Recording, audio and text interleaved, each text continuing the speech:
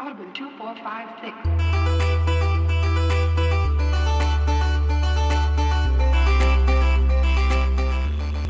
6. File corrupted. Beginning recovery process.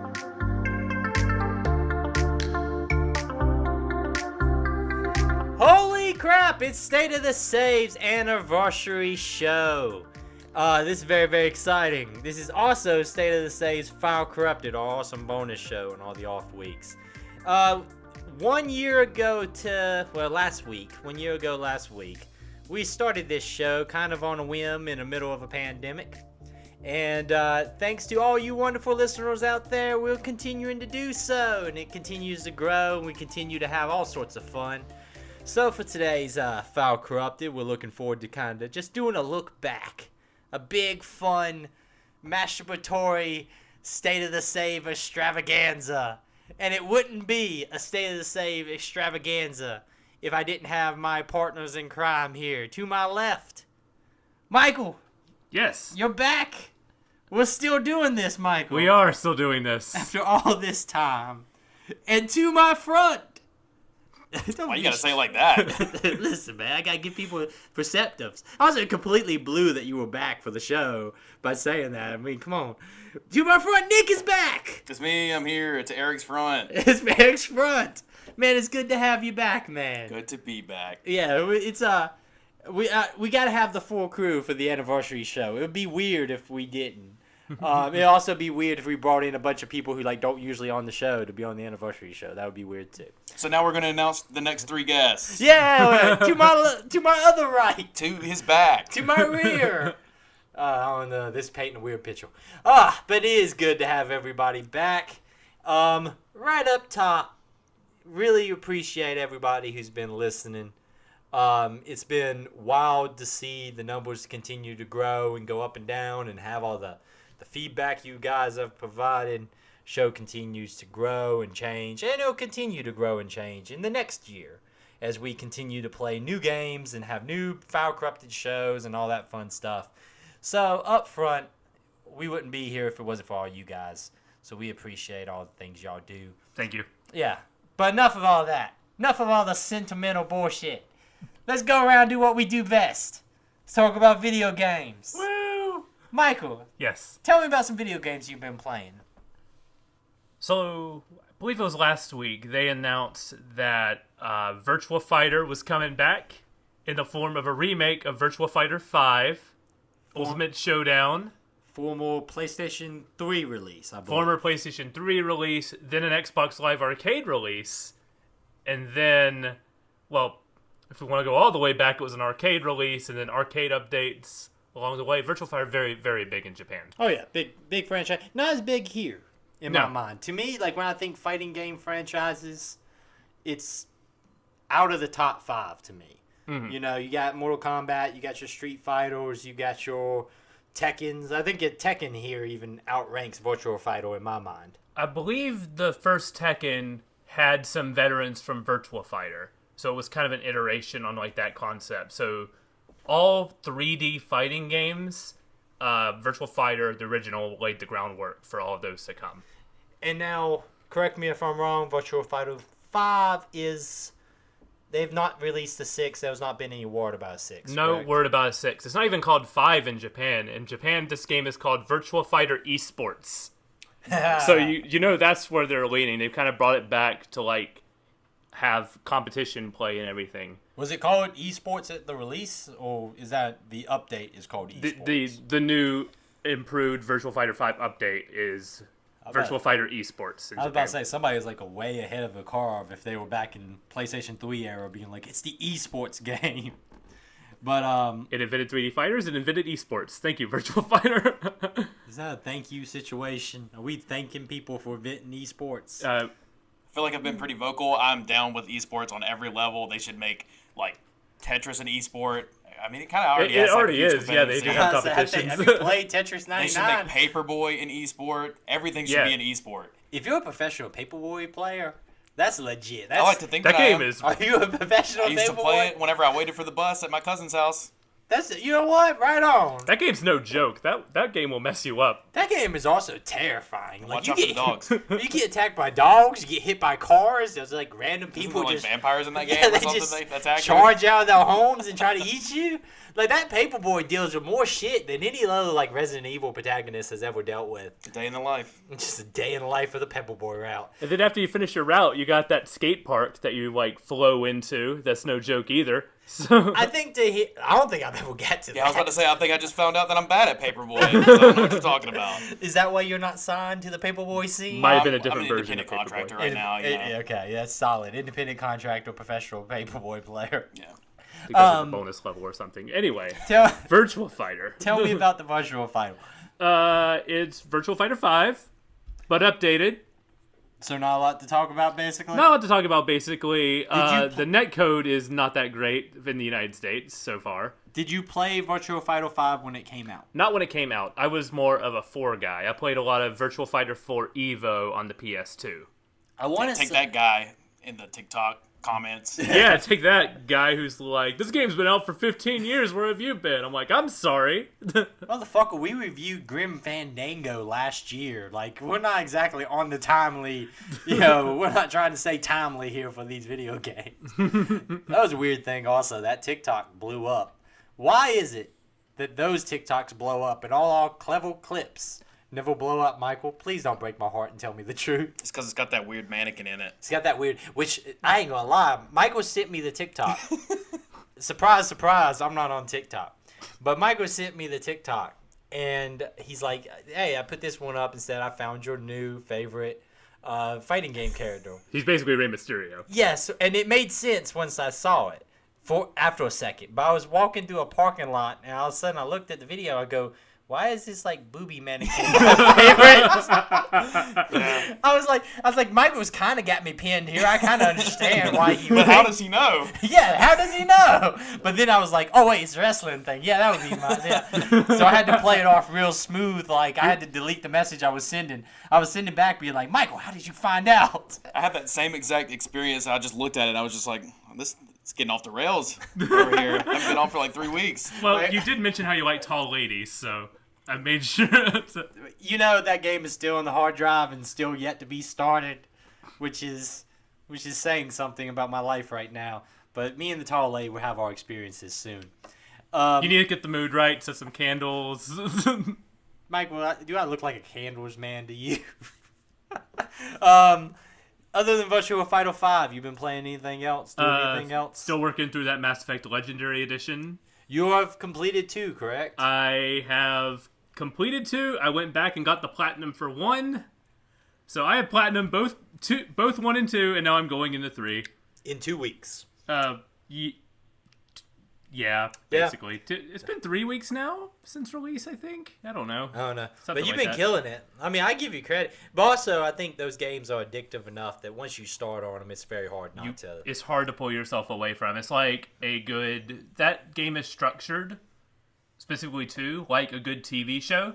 You start on the ship, you have a conversation, you go do their mission, you come back and talk about how the mission went. It's like that bingeable It's like a TV show It's like a vibes. Law and Order episode. Doom. Well, In there, space, all crimes are prosecuted by well, a there is shepherd. there is a trial on the ship in which you do have to basically play lawyer, so that's fun. Okay. And then Mass Effect 3 is when Fonzie gets on the bicycle and jumps over the Jumps boat. a ship. A shark. Yeah. How's Mass Effect 3 treating you? Have you started it? I have started Mass Effect 3. Okay. 2 questions before we move on. Mass Effect 2 is as good as I remember it. Yes, Mass Okay. Effect 2 is still my favorite game of all time. Okay, so I'm glad that like my memory hasn't betrayed me. Mass Effect 3. Yes. How does it feel to be playing Mass Effect 3? Now, you are more positive on that one than I was at the time because you played it with the DLC. You had a bunch of other stuff I didn't have. But how's that game feeling in 2021? Coming off of 1 and 2, 3 impresses me because of the squad banter in Really? missions. Yeah, because if you bring like your squad in missions, they'll actually be a part of cutscenes versus 2. Because there's so many companions, you have a squad of 12 of them in 2. Where they'll comment on a couple of things, but when it comes to 3, they're a part of the mission. There's a mission on Sirkesh, and if Rex is alive, then and you bring Liar and Garrus along, they'll comment about Vermeer. It's not just like cutting back to them in like a separate camera angle.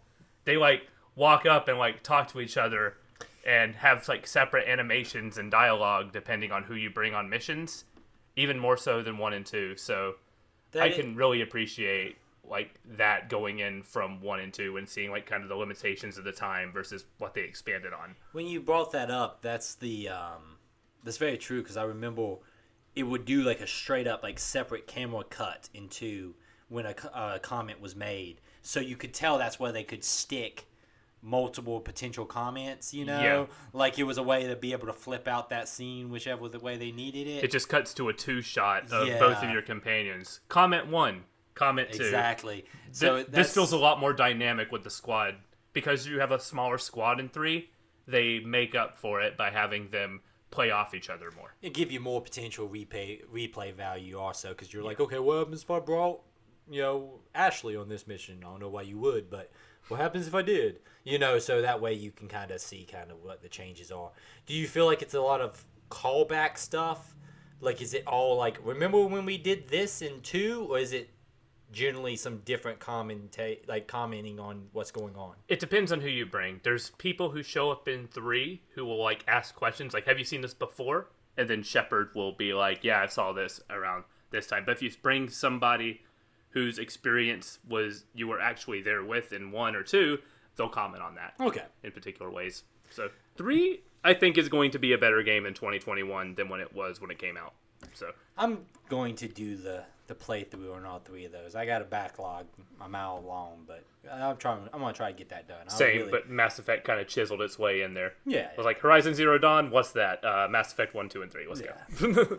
It's got a new one. They showed off that new one. Yeah. It looked pretty good. Yeah. Pretty good. I think that's, once again, that's making it very hard for me not to jump ship to the PlayStation. I'm thinking that's probably what I'm going to end up doing, to be honest with you. That and God of War 2 are confirmed to be on the PS4, so you could just get a PS4 and be set for a while. A little while. I mean, I got enough games I missed on the last generation. I could probably justify it, but we'll see. That's something I've been thinking a lot about recently. Got a fancy new TV. It's time to have a fancy new console underneath it. Oh, that's true. Nick, listen, man. I'm gonna hype you up here. This is an elaborate setup. Prepare for disappointment. Yeah, this is an elaborate setup. What have you been doing, man? What you been playing?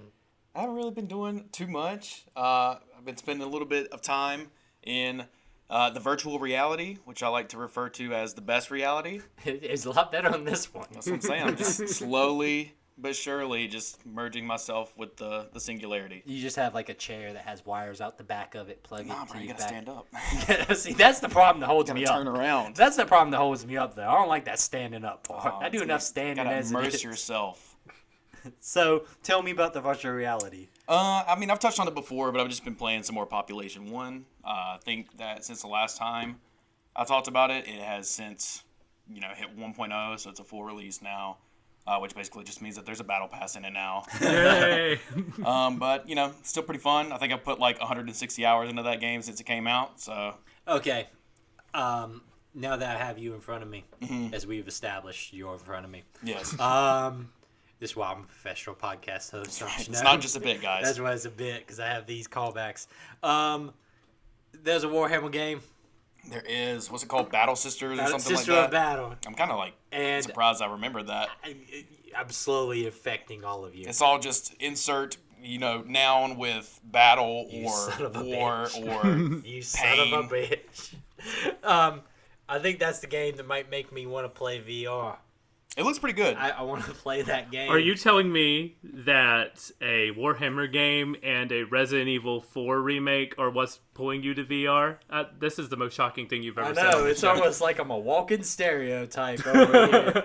Like, you people can figure me out. I'm not a very deep pool over here, but now I was looking at that game, I was like, this might be it. I might be willing to get some motion sickness to try that. That and the Resident Evil 4 in VR.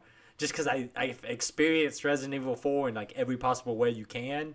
So I think it's time to experience it in like the last frontier of Resident Evil 4, where it's like, okay, I got to throw on these VR glasses and now be Leon Kennedy. I will say, not to be a shill, but I feel like if there is going to be easier, accessible way to get into VR, it's right now. I mean, you've got the Quest 2, which, I don't know how you feel about Facebook, but... Not a super fan. Not a super fan. Not a super fan of the Mark Zuckerberg. But it's a $300 all-in-one. You can get into VR with no PC and have a comparable experience to people who are playing with the Rift or a Vive. I mean, I can't say that my mores are not compromisable because, Exactly. I'm not a super Bezos fan either, but damn, do I get an Amazon package, every single day. So it's like, oh, this guy's an asshole, but look at the prices.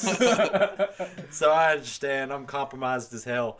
No, I mean, I was looking at, that's a hell of a price tag. And is that, as the VR guy, is that something, am I going to get a comparable VR experience if that's what I was to do? So, I mean, obviously, this is asking the question on am I going to get a comparable experience with a low-end PC and a high-end PC? Somebody will be there to tell you no, and this is why you're wrong. You really are missing out on that extra 77 frames per second. But with VR, there's a reason why it's become so, I guess, adopted with the Quest is because it's not top of the line, but you're not missing out on very much. Watch the Digital Foundry videos for... Yeah, sure. Somebody else is definitely explaining every little nook and cranny. Well, it's for of me, each game. Yeah. I feel like it's the whole wanting to get your feet wet kind of thing. Where I'm more likely to buy the budget version because I'm not sure if I'm going to enjoy this, especially with all my hesitations on motion sickness and things like that. Which I will say they've come a pretty good distance to mitigate. I was looking at also there's finally enough there to make me interested. Yeah. When I was looking a couple years ago, other than a Rec Room, which I was that's I could do that. That's a good game. I could do that. I could do that for an hour or so. There's hours of entertainment in Rec Room. But that's the kind of stuff that was all that there was. But now I can list at least 5 games that are VR games that I would play. Because I would also play the Half-Life Alyx and stuff. There's stuff there, now. And there's the Medal of Honor that just came out, Respawn game that's apparently very good. I'm thinking about checking it out. Yeah. Apparently, and my trust in Respawn is so high that they're going to have to drop the ball pretty hard for me not to give it a shot at least. Yeah. So there's enough software there now. I think hey, let's see what we can do. Speaking of Warhammer games, Necromooonda Hired Gun. Is it Necromooonda or Necromooonda? Necromooonda. Like what would come across this tape. Yeah, it's Necromooonda Hired Goon. I might kill both. I'd play that. It's no, Necromooonda Hired Gun came out June 1st. I had Resident Evil 8 on the hard drive, but for some reason this jumped to the front of the play line. For some reason. I wonder why. No, I think me and Michael talked about it on one of the shows. I was excited about this game because it is a Warhammer 40K game that is also kind of playing like a Doom. Yeah. Okay. But it isn't and it isn't. One of the key things I would like to bring up, I might kind of pitch this game to everybody. Because this game is really, it's been divisive what I've seen. I've seen people be like, boy, this is a 4 out of 10. Don't waste your time, yada, yada. And then I've seen people being like, oh, this is one of the better first-person shooters since last year. It's really pretty fun. The big thing to remember about this is something they say in the trailer. That this is a small, independent first-person shooter. This is a game that at times will look like a AAA game. There is some beautiful fucking environments. The lighting can be really, really damn good. Those moments where you can feel like this is obviously a big studio that made this. And then there's stuff where you're like, oh, damn, yeah, this is a small fucking team. One of the biggest things is there is exactly one character in the entire game, and he's a pre-existing lore character, that's the only reason why, who doesn't have his mouth covered because they can't do the lip syncing. So every single character, they will find a way to cover up their mouth. Wow. Period. Sold. Even in cutscenes, it will show you can pick one of 10 versions of your character. It gives you a little screen so you can pick what your character looks like. And my understanding is it only changes between the male and female voices because there was a voiced protagonist. But it will only show them in cutscenes from the back. Also, there was some of the worst camera angles I've ever seen in a cutscene where you could tell they're really desperately trying to hide stuff. I'm getting the bad stuff out of the way before I try to sell everybody on this. There is some serious technical issues, particularly with slowdown. Yeah, so I was about to ask you about that. It chugs. Now, I will say, there's also some moments where it is throwing a shit ton at you. There was a moment last night I played in which you were defending a barricaded building, and you're defending it with a bunch of friendly AIs, and they're just throwing waves of enemies at you. And this game has amazing height to its environments. You have a double jump, you have a wall run, you have a grappling hook that does not recharge. Like, you can just constantly use the grappling hook. There's times, especially early on, where I felt like I was breaking levels by climbing so high, but it actually kind of rewarded you for it. Yeah. Because I was just playing playing smart, quote unquote, because I got this verticality. These motherfuckers don't. So I guess I'm going to jump on top of these big crates up here and gun you down from the top. But because it would throw, last night it threw in that section 8 of these what had been mini bosses up to that point at you at one time with a bunch of cannon fodder. And there was probably on screen, I'm going to say 70, 80 models all shooting, interacting with each other. There was a ton of shit going on. And I ran into some slowdown there, some chugs, stuff like that. And you will have some weird pop-ins, which kind of sucks because the environments do look really beautiful, but there is some pop-in stuff. But the glitch, there's been also some hard crashes too. But the glitchiness and that kind of stuff aside, the one reason why I'm sticking with this thing is it does nail down a really cool modern Doom feel. All the weapons feel as a big Warhammer fan, they feel chunky and heavy like they do in the books. So the big Warhammer gun is the bolter gun, which is a assault rifle that shoots miniature rockets that detonate inside your body. And that thing chugs. When it fires, it's got the sound effects, the plasma rifles. Everything feels heavy and bulky. When the game feels right, you're just there was a section in which a bunch of enemies came out of an elevator, and I lit them up with a bolter. And you had rounds killing enemies, and you had rounds hitting them, and then them detonating and blowing up the guys beside them. It's one of those things that when it runs smoothly, the execution is done well enough that it's worth suffering from all the chugs and all the breaking kind of stuff. The story is ridiculous. I'm not in the Warhammer universe, you can come at it from a lot of different sides of what you're a fan of. You can be a fan of Warhammer and not give a damn about Space Marines and only like the Imperial Guard or the Eldar or anything like that. So, Necromooonda is a place in the universe. It has its own bunch of books and games around it. I'm not a fan of that side of the universe, but I will say this story is not well told at all. But the environments are fucking amazing. So the big thing you have to know about Hive cities and stuff is that these are planet-sized cities that are built on top of each other over and over and over. And one fight takes place at these two rival gangs are fighting in what is basically mountain-sized crevices of old compressed paper. So it's all these paper and stuff that's been pressed over millennia. So it's this war going on in what is the Grand Canyon made out of old discarded paper. And the environments are just amazing. That's cool. It's a damn good first-person shooter. I'm hoping that my understanding is it plays a little bit better on PC than console. But there's still some issues. My only big issue right now is that when you go into certain menus, it's so freaking fuzzy you can't read the text. Oh, wow. So, it's a weird bug. I don't know if it's a bug or if it's what it is. I don't know if it's maybe a lighting thing because it's a centralized hub that you go to these particular menus in, but you go into the menu and you can't read any of the text to purchase weapons or purchase upgrades for your character. It's weird. Stuff like that is odd.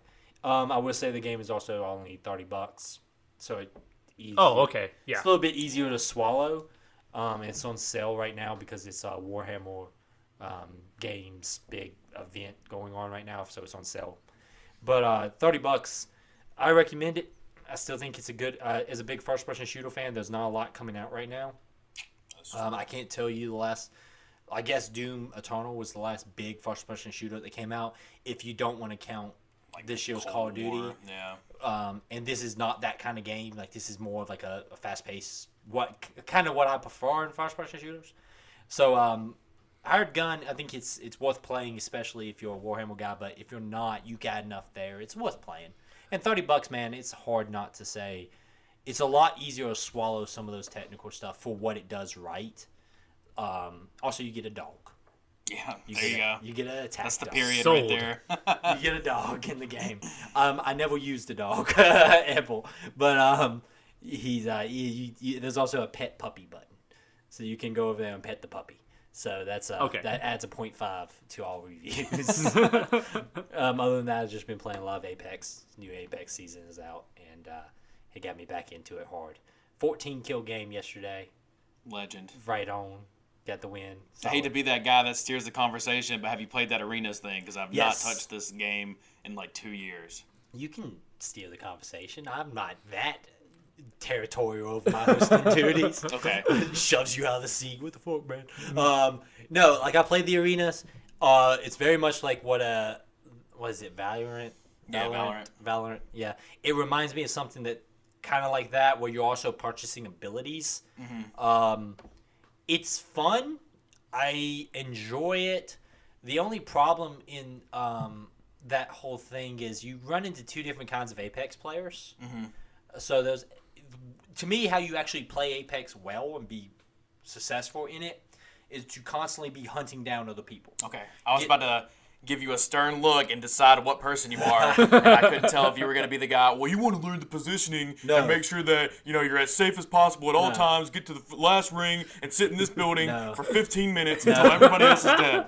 No, those are the people who hide the entire game, and then the first fight they get They wiped die, out. yeah. Because they're not, well, it's like the way, I consider myself a decent Apex player. I've been playing it since it came out. Yeah.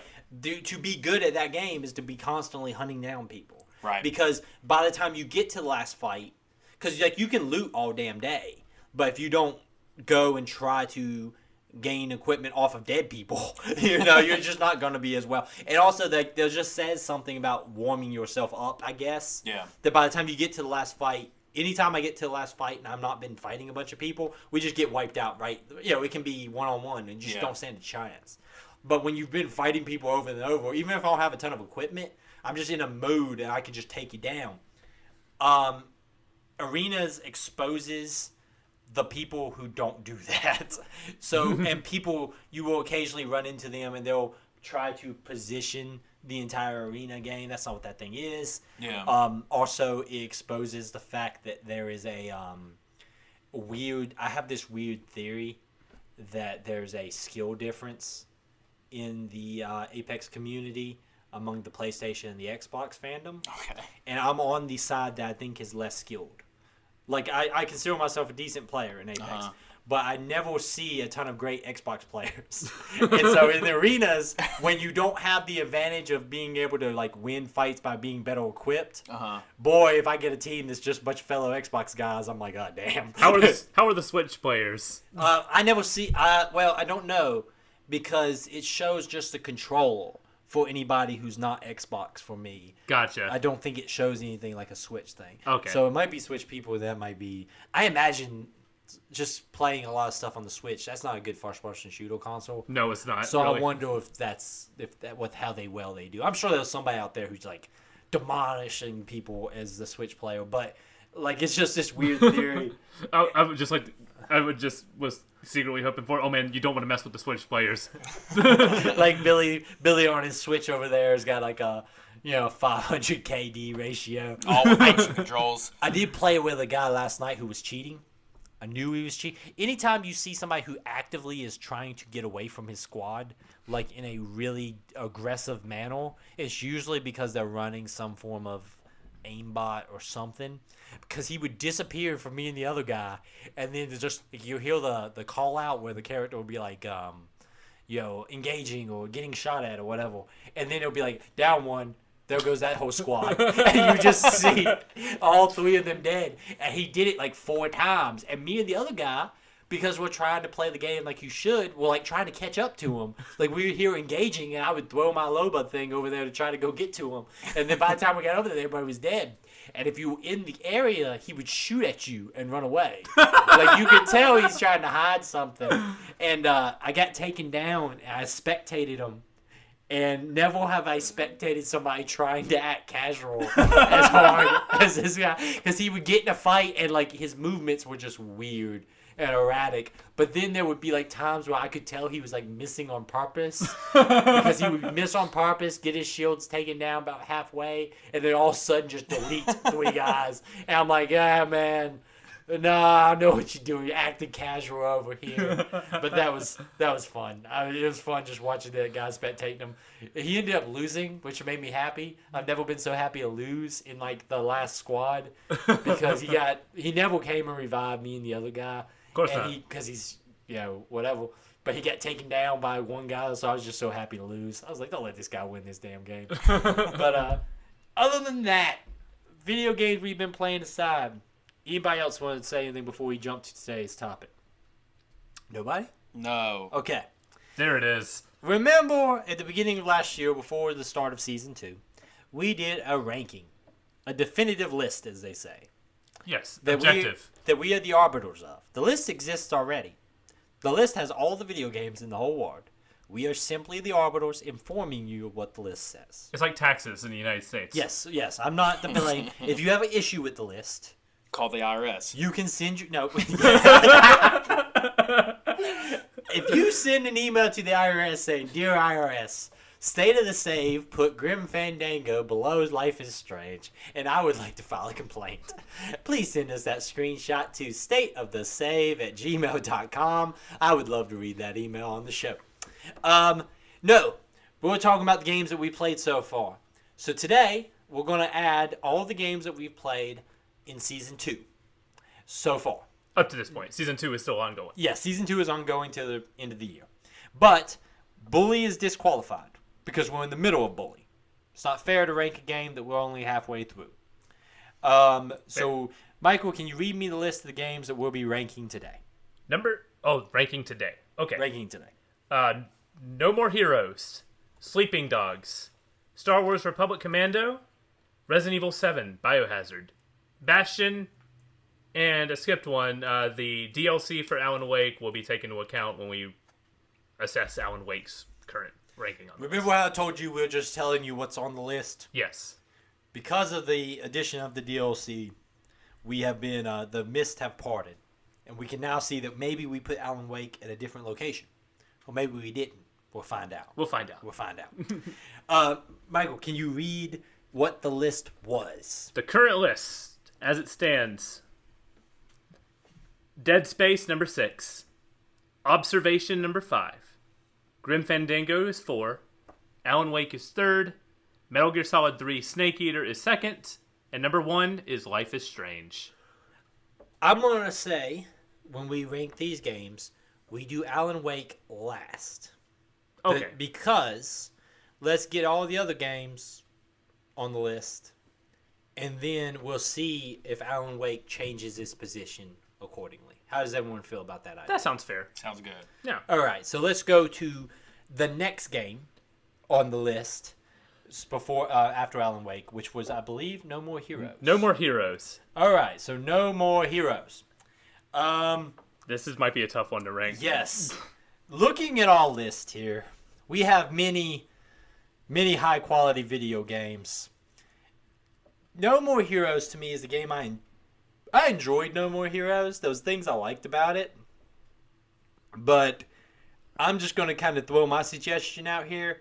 There ain't no way No More Heroes goes above Grim Fandango. No way. 0. I liked No More Heroes better than Grim Fandango. Okay, let's talk about this.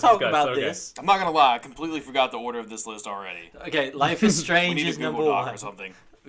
That would be a prepared podcast. What did I tell Michael about prepared podcasts? We don't do them. We don't do them. No, yeah. I got it right here also. So we have Dead Space and Observation below Grim Fandango. Mm-hmm. Can we all agree that No More Heroes is better than Dead Space or Observation? Let's Yes. start there. Yeah. Because Dead Space was a game that is fine. It was the definition of fine going back to it. Yes. I had a long conversation with a guest on the show, Zach. Mm-hmm. We talked about Dead Space, where I said basically I think Dead Space 2 just made me look back on Dead Space a lot fonder than it did. Plus it was something to do with the time it came out. Yeah. It's a time and place thing versus playing it now And- when there's been better iterations on survival horror since then. Observation was our second game that we ever did on the show, and I was a lot more a lot more nice to Observation than I would be now because I didn't want to be in the second game being like, this fucking game. But now I my feelings on Observation have been documented. Not a fan. So we'll go ahead and say No More Heroes outranks those two. Yeah. Grim Fandango. I love Grim Fandango. I love me some Manny, dude. But I'm gonna play devil's advocate here for you. The gameplay of No More Heroes is more enjoyable than Grim Fandango. That's where I'm at with I it. don't know. Do you remember picking up scorpions? They were all mini games, but at least they were like, I don't know. You knew what you were doing. Grim Fandango, I will say, the thing that I think this is what kept Grim Fandango under Alan Wake. The fact that we had to play it with We a had guide. to play it Yeah. with a guide. That's And true. No More I think that's the only thing that I think you got us on that one in that aspect. The gameplay itself of No More Heroes is a lot more enjoyable than playing the concept of playing Grim Fandango with no guide is nightmarish. If we were ranking stories, Grim Fandango might be my number 1 or number 2, depending on this Yeah. and Life is Strange. But because I love the story and I love the characters, but the gameplay that's a big thing. I might be willing to concede. Okay, so I'm gonna Might be. concede. You're going to concede? I'm gonna Okay. concede. But now comes the question: Alan Wake. Does No More Heroes outrank Alan Wake? No. Yeah, no. No. Here's my pitch for No More Heroes. Is on any even-numbered list, No More Heroes can sit perfectly in the middle of it. It's just fun enough to be, that's fine. I think it was funner than Dead Space just because I like that style of game, and it's more accessible to me than, just a kind of third-person shooter or whatever that. But it's not like killing the game. It's not like the best of anything. Nobody's going back to No More Heroes in 2020. Well, it was 2020 when we played it. 2021 when we played it. No one's going back to No More Heroes in 2021 and being like, this changed my perception on video games. If I was sitting in the waiting room at the doctor's office and you put No More Heroes in front of me, I will play No More Heroes again. I will say this. Stunning recommendation. There you go. Put it on the box. It got buried on my Switch library. You know how you got the bar? Yeah. And the more frequent the game's been played, the quicker it's been, the farther up the bar. Yeah. It got buried like a motherfucker. It did. I'm not, and I don't, and I think we even said at the time, would we play No More Heroes 2? If someone came to me and let's play it for the show, yeah. Yeah. But I don't think I'm going to. Someone has to be like, this game is worth talking about compared to the first one for me to go. But if the answer is No More Heroes, I'd be like, okay, fine. I don't know if we need to talk about. We can talk about boss fights again, sure. It was a fun game. I enjoyed the style in that game more than I enjoy any of the characters. And yeah, the structure of the gameplay, it's a pretty easy loop. You know I what can- you're doing. I can give you some moments I enjoy. I enjoy the fast forward moment at the end where she does the story and she's like, "Boo, raise the level of this game, so we'll fast forward through it." The fake out boss in the desert where the guy shows up with a tower and then gets disqualified. Yeah, that one. So those moments.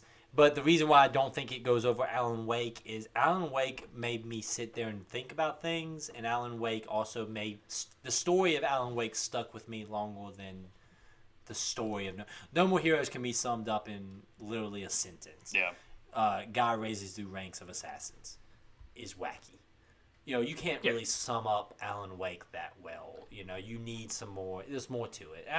So I think you're right. Yeah. Let's go ahead and put in No More Heroes is above Grim Fandango. Man, that's going to be going over really well with some people. I'm a little hurt, but I get it. No. At first, when you said, I was like, no way in hell he's going to try to Look, but the moment I thought about, we have to take gameplay into perspective here. And also, like Grim Fandango's big thing is story and its style. Yeah. Right? It's still a very stylish game. No More Heroes does have a good style. Yeah. Like, it's got a cool style to it. Yeah. So, No More Heroes, I think the gameplay is the only thing that puts it over. But it puts it over. Yeah. So, let it be said, No More Heroes is now added to the list, dead center of the list. And I think Nick is right. It probably, if this list is as fair as we hope it is. The perfect equilibrium. Yes. So, next up would be Sleeping Dogs. Okay, so Sleeping Dogs is a game.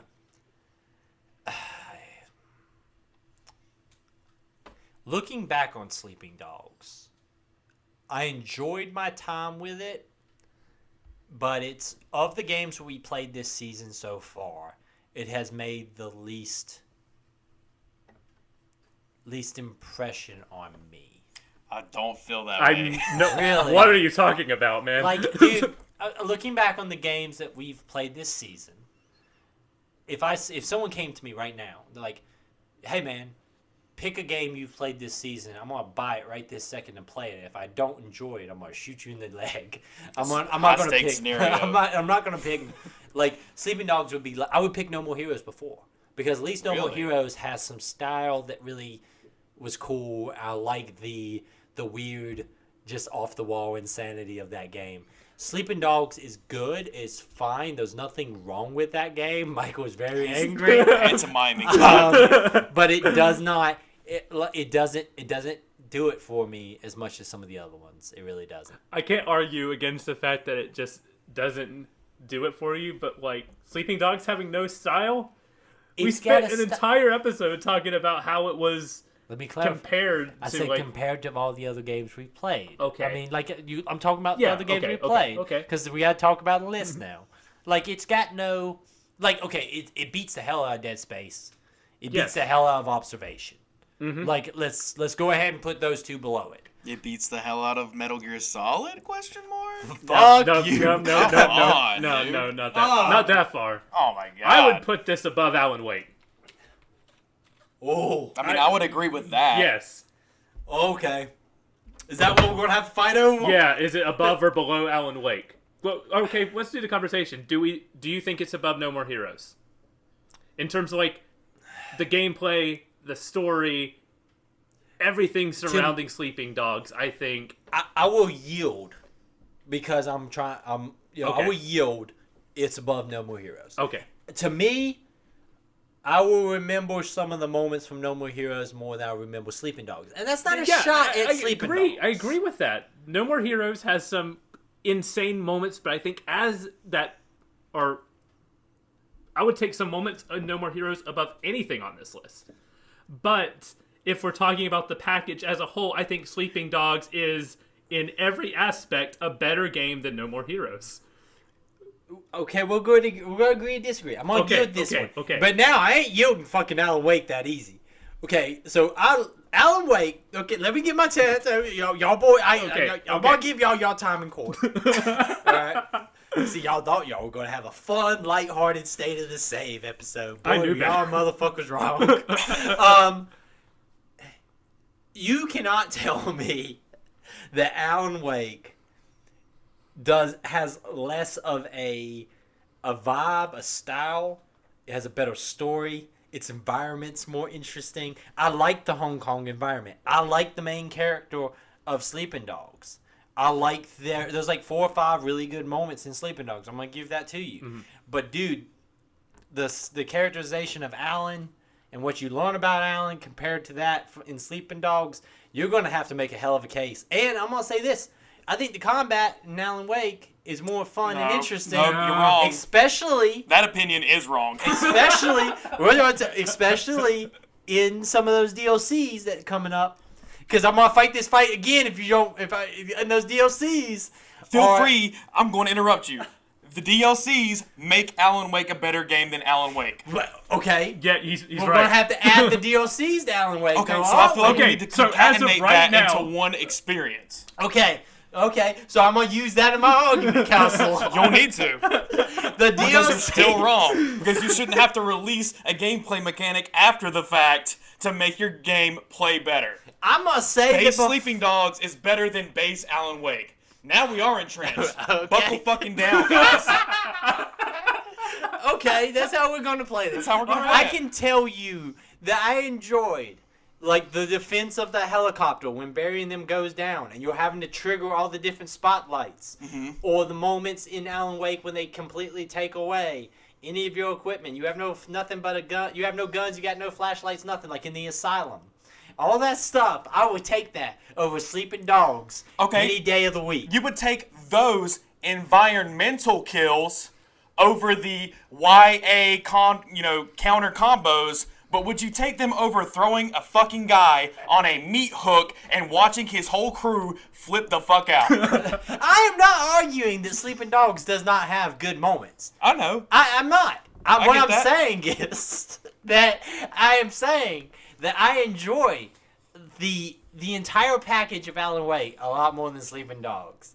Sleeping Dogs to me drags. Let's go ahead and say this because we're all gonna be fighting this fight, and that's the fun part of this. Yeah. But also, both of these are damn good video games. Oh, yeah, Yes. absolutely. Yeah, so let's Nobody go is ahead. arguing Yeah, against that. no, yeah, let's go ahead and say that because I'm gonna be sounding like I'm trying to rip down Sleeping Dogs. That's right. Now you're But getting I'm not. the disclaimer out ahead of Exactly, of before the I rip mean down. shit that you're about to say. Somewhere there's a guy wearing a Sleeping Dogs t-shirt who's going to get real mad. And before I say that, I'm going to say that I think Sleeping Dogs is a great game. If you go back and listen to those 3 shows, I said that.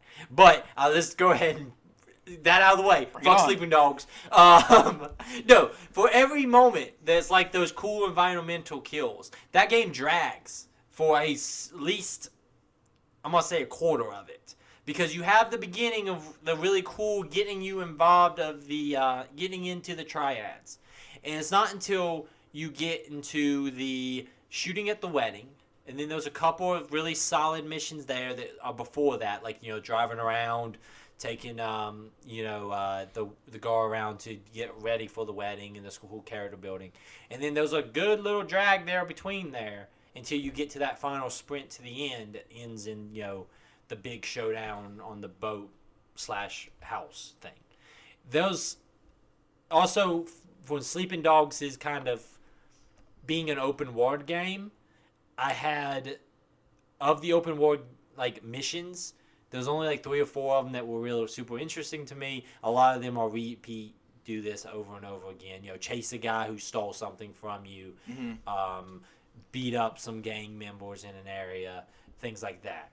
Compared to, while Alan Wake has moments that are quote-unquote open world, navigating through that environment and how that made me feel was more compelling to me than doing a bunch of side stuff. Now, I'm going to cut you off at the pass because both of you motherfuckers are looking with blood in the water. I get that the manuscript pages and finding the thermoses suck, okay? The manuscript pages is one of the best parts of that game. Not the manuscript pages, the thermoses, sorry. Yeah. Manuscript pages are cool because that gives you the story of what's about to happen, which is also a plus because it's always cool when you get one of those pages and it's like Alan runs from the chainsaw as he runs after it through the forest at night, and you're like, I haven't heard no chainsaw yet, and then about 2 minutes later, that stuff was fucking cool. But it's only cool when you're, the first time. You get the manuscript page, you're only going to get surprised by that one time.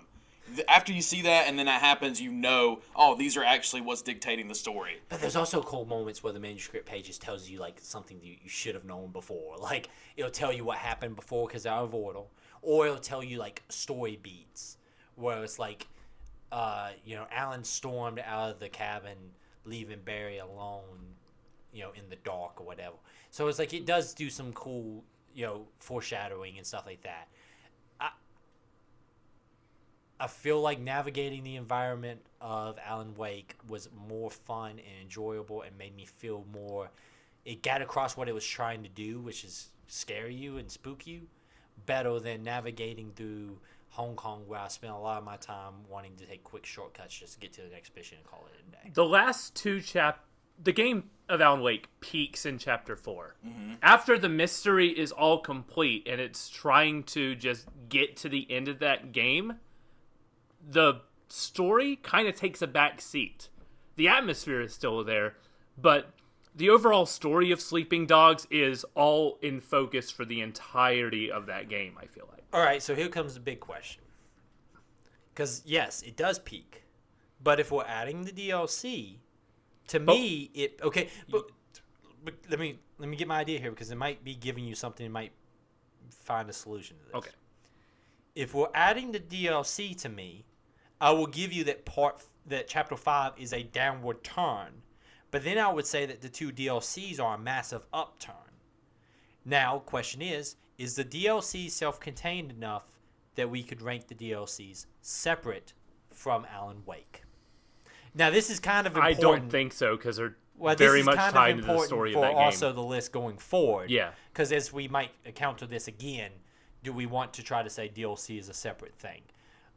And it's very case-by-case basis. Because there's some DLC that's like a 15-minute middle of the game added thing, but then Alan Wake is definitely a separate addition to the game. It's literally 2 extra chapters. Yeah, it's 2 extra levels. Yeah. I would say something like, if you're gonna say like Witcher's Blood and Wine or something, like that's a huge chunk of a game. Yeah.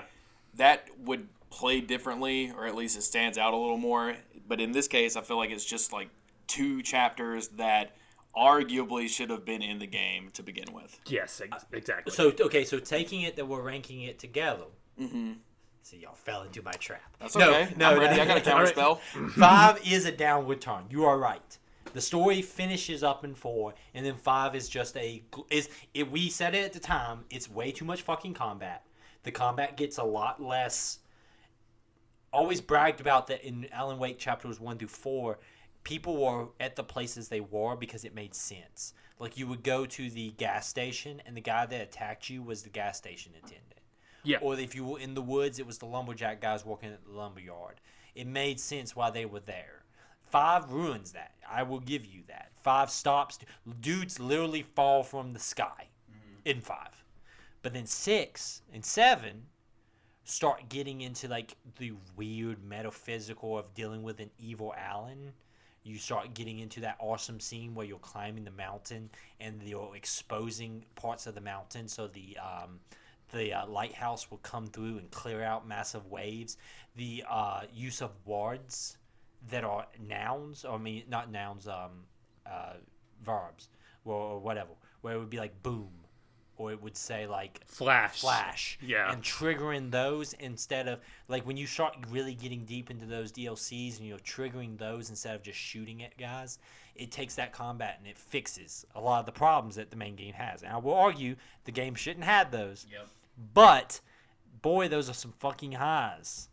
And dude, I love like the remix. They do a lot of remixes in the DLC. Like, you go back through the town, and like the first time you go into like the basement of the church, there's not a lot there.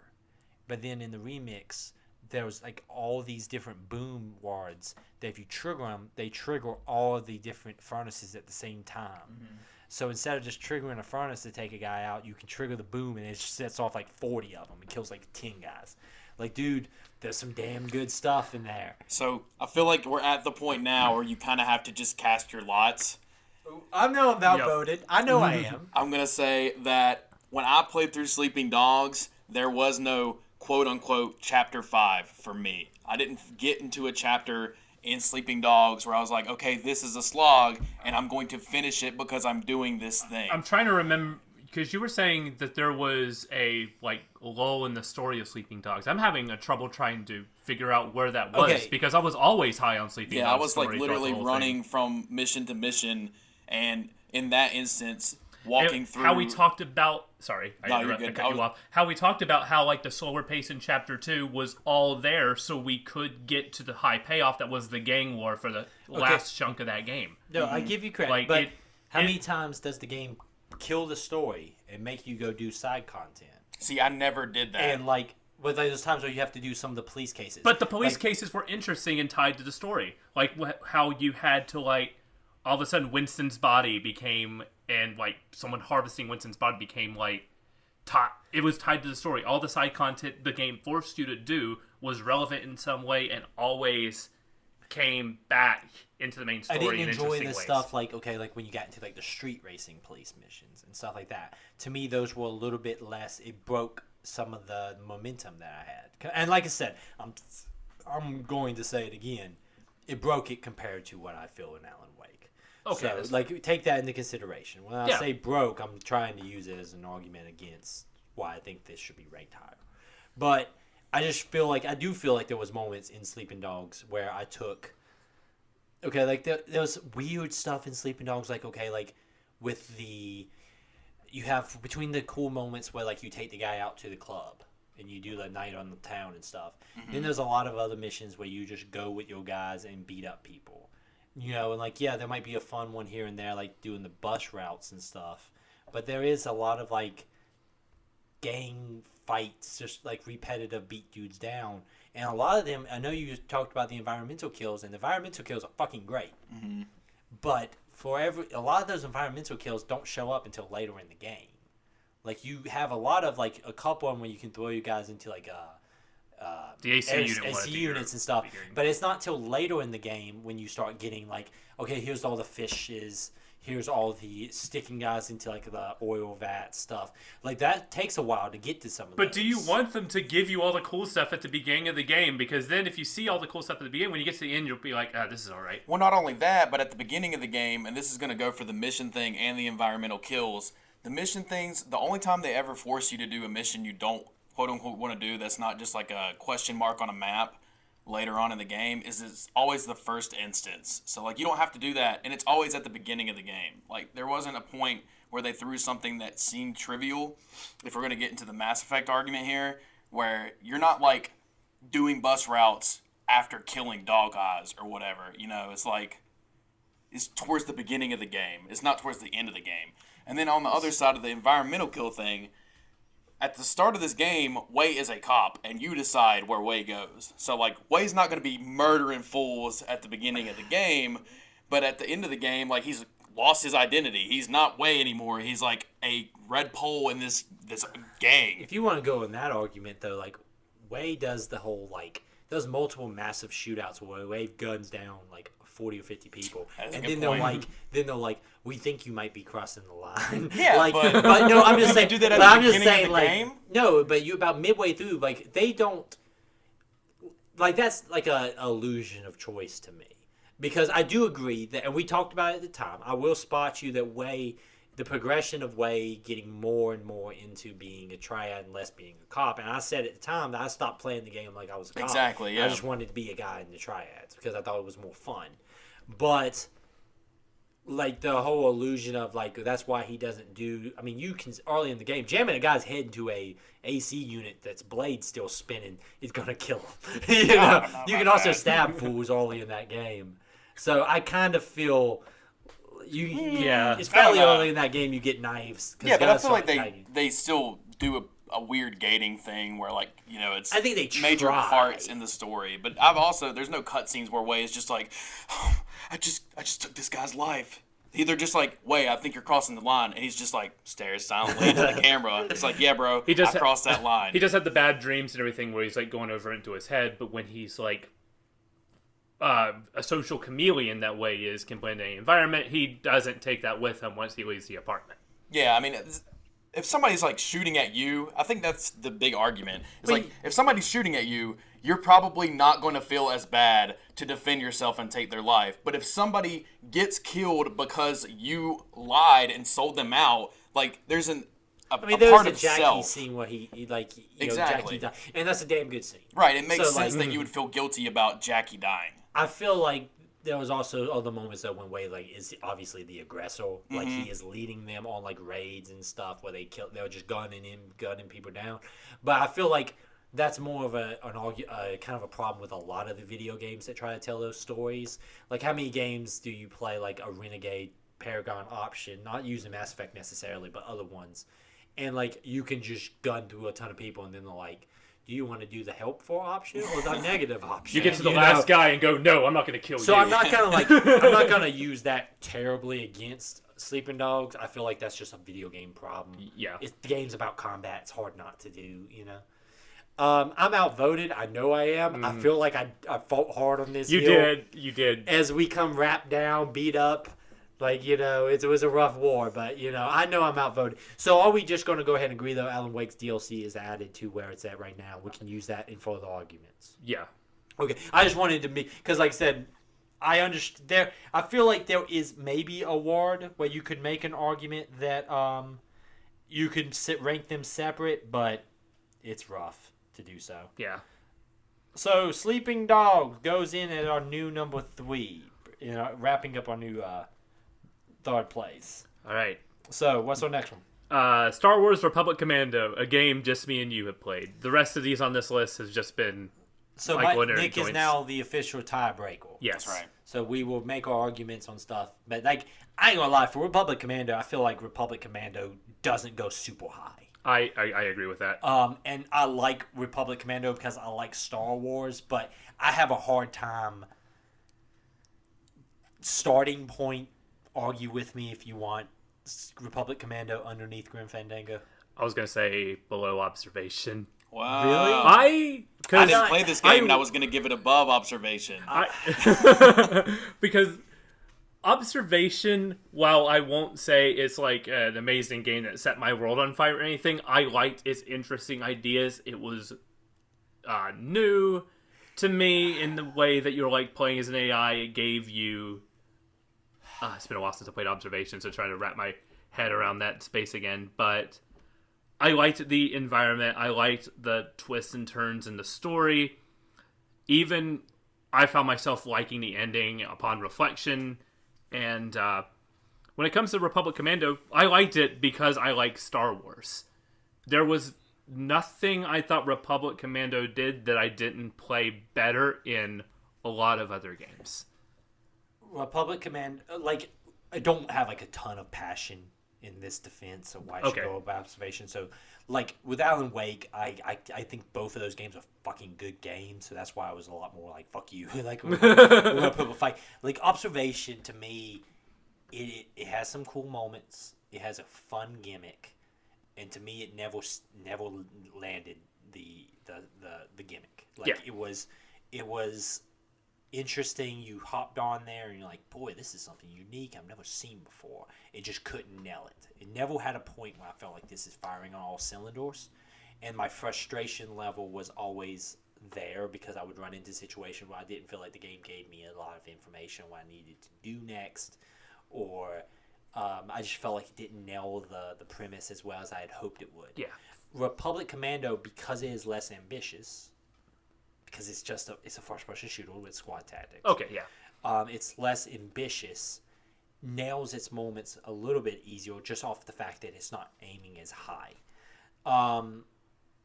The thing I will say, though, about Republic Commando, using the at the time argument, and even today, it is a Star Wars story that doesn't dick around with a ton of, like, humor or doesn't undercut its drama.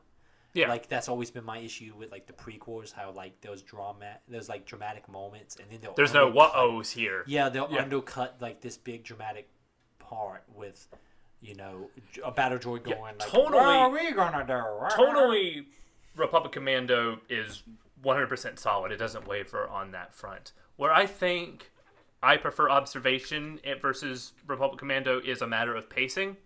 Every one of the 3 sections of Republic Commando, I felt towards the end it dragged. I was like, okay, can we wrap this up? Can we wrap this up, please? Yeah. Observation was, I think, a tighter game in that I don't think it overstayed its welcome. Ooh, I don't know about that one. I was in for every twist and turn of that game, and there were some bits where I was like, I want to get to the next section then, but to have it every single chapter of Republic Commando, I think that's where it kind of undercuts that game for me. Help me remember, because you're an observation player. Yep, I am. Did you ever feel like it overstayed your... Like, I remember hitting a point in observation where I was like, this needs to fucking end. So I think I said this when we did the observation thing, but I liked observation a lot. Actually, I think I was hotter on it than Michael was. I think you had a lot more like you came into it a lot more hotter. I don't think it overstayed its welcome at all. I thought that it was pretty tight, and then I think that the main story beats, barring the last one, the ending was not great. We'll throw it out there. It was just very, or maybe it's just not what I was looking for in the ending in there. It was very ambiguous. It kind of felt like if you watched Annihilation, that's how I felt about Annihilation. It felt like to the point where I conflate them both so much in my mind. And you actually, I will say, you were very consistent because you made that same statement. Yeah, it's just like honestly couldn't tell you which one was which. I think the big thing for observation about its ending is I felt like it was a cop out. Like the game's story was building up to tell you something, and then at the end it did the whole last minute. I like ambiguous endings, but it wasn't ambiguous because it was trying to make you think. It was almost like no one wrote an ending to me. That's how I felt at the time. The whole story of observation is, building up to the fact that you are important with this ship, you being your DNA at this one place, but then whenever you get to that point, it's just like, but for what? Because and that was, but then there was an argument, and this is I'm gonna go ahead and yield Republic Commando under observation because I'm not like congratulations observation. Be 2 games on our list now. Because I will give credit to observation, and this is how I feel in comics a lot.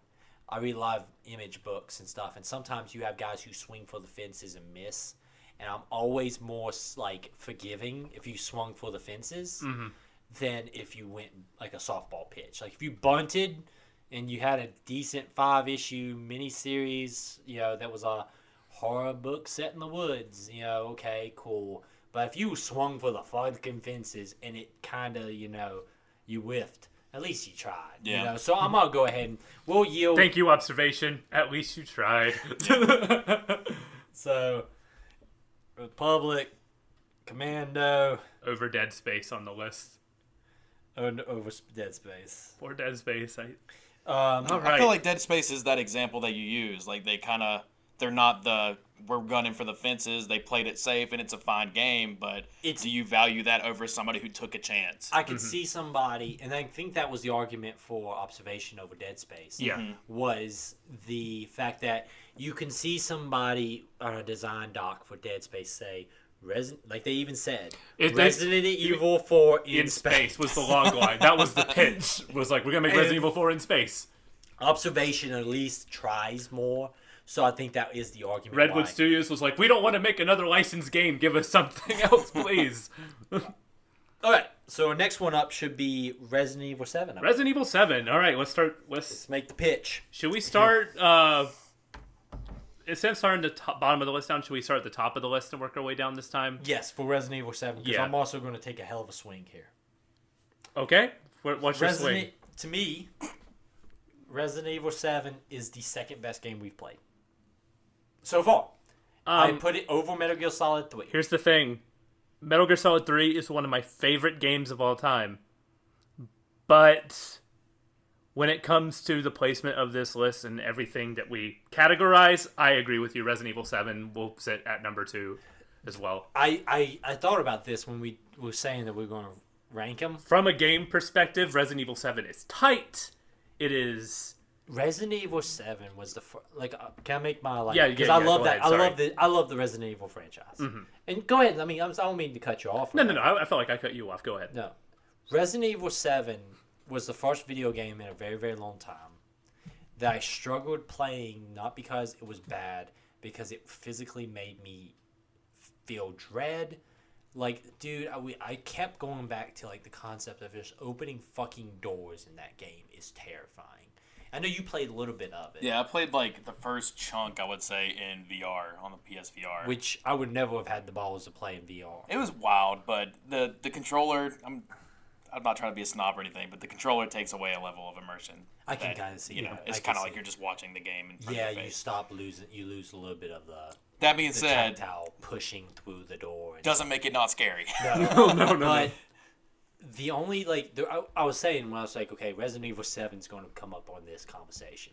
Because Resident Evil 4 is still my favorite Resident Evil game, but a lot of that is nostalgia and because I'm just freaking deeply immersed in that game. Resident Evil 7 is very hard my second favorite right now. Because but the only downside to Resident Evil 7, I was going to shoot for Resident Evil 7 to be above Life is Strange. The only downside that made me not say that was because Resident Evil 7, once you hit the point that you retake control of Ethan. Mm-hmm. So did you listen to, this isn't calling you out. Did you listen to some of the conversations on it? I don't think I did. Okay. No, but there's a portion in which you switch perspectives. And when you retake back control of Ethan, the game's tone completely changes. From, I no longer felt any fear, because when you retake back control of Ethan, the enemies that have been legitimate problems for you are no longer legitimate problems. The environment stops to have the dread that it induces. Like, you're no longer in places that made you just feel just uncomfortable. Like, even pausing that game to go take a piss for me, like coming back and putting back on my headphones made me feel uncomfortable, just because the way the wind blows, the way the light looks, the way it creaks and cracks, and the kinds of people you're dealing with, like dealing with the insanity of having Jack chase you, but also dealing with the fact that you've killed Jack 3 times and he just doesn't stay fucking down. So you never know when he's going to pop back up in the story. Just like the game loses that in that last little bit because it kind of has to. Once the game hands you an assault rifle, it kind of becomes an action game at that point. Because it kind of has to for the sake of the story. But the big thing is we did 2 separate endings. Okay. And Michael's ending is vastly more satisfying than the other ending. My ending meant nothing. It was a choice for just a choice's sake. And it didn't even take me anywhere differently. It literally wiped my purpose of the choice literally within 4 minutes. It's like the game was just pointing and laughing at you, going, "Hi, you made a terrible choice." You made a fucking bad choice. And the only reason honestly, I gotta respect that. But the only reason I made the choice was for the show, because we knew we wanted to try to experience. I roped Eric out with a good ending. Yeah. No, there's no reason why you would pick the character I picked. You wouldn't pick Zoe. Like, you just wouldn't. But the fact that you can and it doesn't mean anything just really was enough to shoot it down the list for me enough to go, Life is Strange is a game that I look back on, and especially the conversations we had, and I was like, Life is Strange is an emotional game, and it didn't have a moment like that Resident Evil 7 did. Any of the choices that it forces you and railroads you into, it completely says, no, this is part of the theme of the game. Like, sometimes your choices just don't matter. The story the choice at the end of Life is Strange, what you pick there, both are valid, and they both give you something. The fact that choice gave me nothing, and if anything was almost like a little bit of just like a haha fuck you, but it wasn't even like, it wasn't even done like a haha fuck you, like where it's like, why the fuck did you pick this? It just gave me like a 3-minute scene that was just almost the exact same thing as what you got, and then it just completely rerouted itself on the story. So it was unnecessary. Yeah. Like, there was no story beat that I got to have differently, except one at the end, which was just a shittier choice, and it just made your main character a shittier person. And I'm pretty sure in RE8, from what I've seen, it completely ignores RE7's alternate choice. It picks Michael's choice as the actual canonical one. So if that's such a dumb, like, choice, like, if you're just going to not touch it, don't offer it. And that was the problem that I had with RE7, was that particular... Is it a game-breaking thing? No, RE7's a fucking amazing video game. It's probably the best design game we've played. Here, yes, absolutely. Yes. But that one thing was enough to keep it down under Life is Strange. So, entering number 2, respectable. I don't have anything to add. You kind of touched on everything I wanted to touch on. Resident Evil 7, great game. Fantastic game. Now here comes the big boy. Bastion. Oh, man. This is the hardest one to rank for me. I had a hard time picking how... Because Bastion also, to me, goes high. Yeah. Bastion's gameplay is not as interesting as what Supergiant will go on to do with things like Hades and such. And if we want to talk about the story stuff, the story doesn't have its emotional resonance until like the last hour of the 6-hour game or so. But that damn. hour is so good that that last hour completely shapes my opinion on Bastion. As the impartial party above Grim Fandango. Yes. Oh, hell yeah. Okay. I Yes. would make an We're argument. starting somewhere. I would make an argument that Bastion is in top. Bastion goes somewhere in the top 3. I don't know where. Because Bastion, when you get to that last hour, the way Bastion makes you confront its themes. You know, we talked about this. That Bastion makes you confront its themes, and it doesn't try to pull back any punches, and it uses the nature of how the game operates to try to tell you something. To try to tell you something about the world we live in and the concept of dealing with history, your own history, your country's history, your people's history, your history of what you believe. And how those themes of the game ring so much stronger today than probably when it came out. The argument that, yes, that's something that we talked about also, is there's no argument to be made that 2021 Bastion themes are not more potent today than they were when that game came out in 2012. 2011. 2011, those themes meant something, but 2021, with the things that we've experienced in the last 2 years, and let's just use 2 years, but it's been longer than that. It also is because like we're playing this game. I'm not like a teenager playing a game with like very little perspective on the world. I've grown up a lot since 2011, so being able to shape my like adult life into like that game and like the stuff I learned since then, how I grew as a person, really touched me in a way that wouldn't have when this game came out.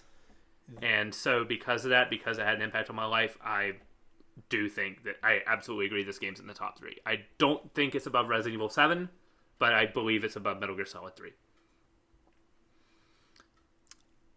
Yeah, I can go with that. Because Resident Evil 7 was... We talk about how the last hour of Bastion kind of shaped that whole experience as a whole, but that entire first half of Resident Evil 7 sets that experience as a whole, and that is the most tightly designed horror game I've ever experienced. We talked about how Dead Space is a good survival horror game all the way throughout, but the first half of Resident Evil 7 is probably the best survival horror ever. I would make the argument also that Resident Evil 7 being a game that is it's longer, it's more in depth, there's more potential potholes to step in. Mm-hmm. You could fuck it up more. Bastion is a very, very tight game. And, like, I would not go back and play Bastion because I want to play the combat again. No. If I wanted to play the combat again, I'd go play something that's more interesting, like a better version, like Hades. I don't want to go and play Bastion immediately. My next thing I want to play is other Supergiant games. Hades, I want to play Pyre, and I want to play Transistor because Bastion was so good. Yes. Resident Evil 7, I could see myself trying to play it differently, like kind of maybe try the higher difficulty, definitely go back and play the DLC. I want to experience more of that world. Bastion, if I play it again, I'm not making different choices. No, Just to see. like I could look up the choices on YouTube because I feel like making the different choices robs the game. And it's not like Resident Evil 7, where if you make that choice, that you're robbing yourself of an experience. I feel like But Bastion, I feel like just the way my morals align, playing it the way I did is the only way I could play that game, me personally. Bastion's, with the way it's trying to teach you something, Mm-hmm. if you choose the options that are opposite of the choices that we made or whatever, it then tries to put your choices in a different perspective. And there is, in my mind, an argument to be made that you can justify why you might have chose those other options. Yeah. Like, it's not like it doesn't do some things that try to teach you like a moral lesson, And I really hate that concept of being like, this is a story about morality, because that can be a really ham-fisted, can fuck up sometimes. While it's like there's the moral answer and there's the immoral answer. Here, if you chose differently than the particular choices that we made, your answer, they recontext, like, why did you do this? Like, it's almost more of like, why did you do the choices that we picked? What did you pick? What were you trying to say at the moment? If you choose the opposite, they ask you those exact same questions and the answers are just different. And that's a level of writing that I think is extremely impressive and nails down what it does. I think the reason why it goes under RE7, though, and I agree with you, is the fact that it nails it in the last hour. And there is a lot of other stuff in that game that is just not nearly as tight.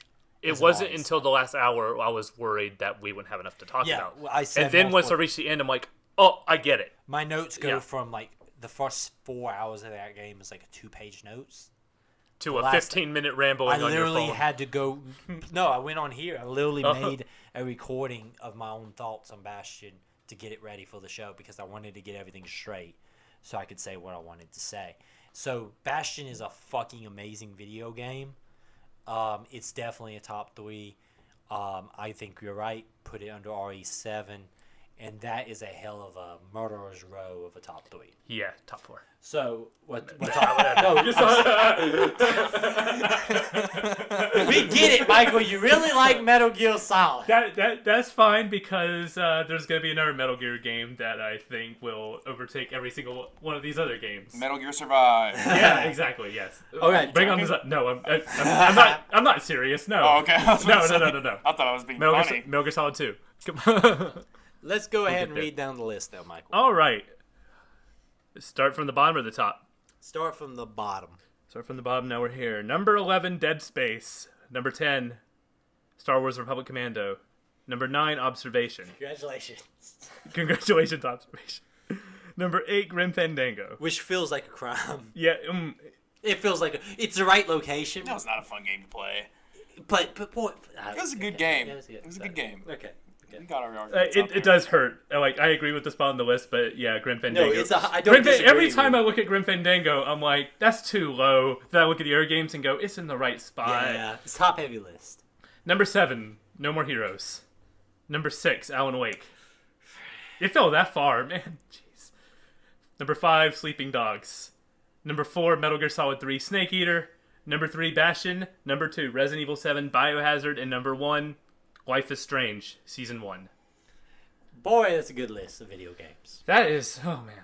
That's a if you haven't had the opportunity to go back and listen to those shows, they're all a lot of those are really, really good shows. Like they're very solid, and I feel like even the games that are less like not as high on the list are also great shows to talk about. Mm-hmm. Like going back to the Grim Fandango or even Observation. Grim Fandango might be my favorite episode. Yeah, or Observation, which is a show that we were still fairly new at this, but we still had some really fun conversations about that. Really, there's some fun stuff, man. It's cool to go back and put all of our games in a list and stuff and see kind of what we've done over the past year. I'm glad we did this now because if we did this at Christmas again, it wouldn't be a 20-minute show like last time. It'd be like a 3-hour show. And we still plan on doing the holiday episode because here's a surprise, everybody. That gives us a chance to, get a bunch of shows in the pot and take the holidays off. But how dare we want to spend time with family in December? Fuck, man. No.